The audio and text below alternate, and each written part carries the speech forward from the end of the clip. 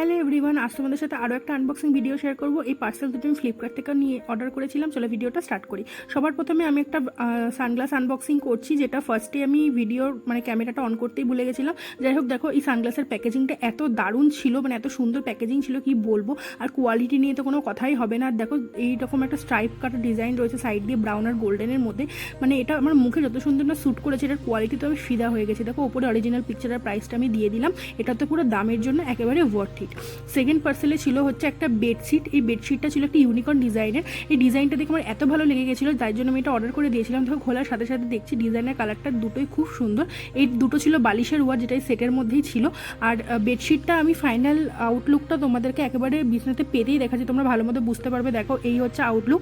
এটার অরিজিনালি পিকচারের সাথে তো একদম সেম টু সেম ম্যাচ হয়নি, বাট এটার কালার আর ডিজাইন দুটোই খুব সুন্দর ছিল বলে আমি এটাকে রেখে দিলাম। ভিডিওটাকে ভালো লাগলে কিন্তু লাইক আর কমেন্ট করতে ভুলো না। টাটা।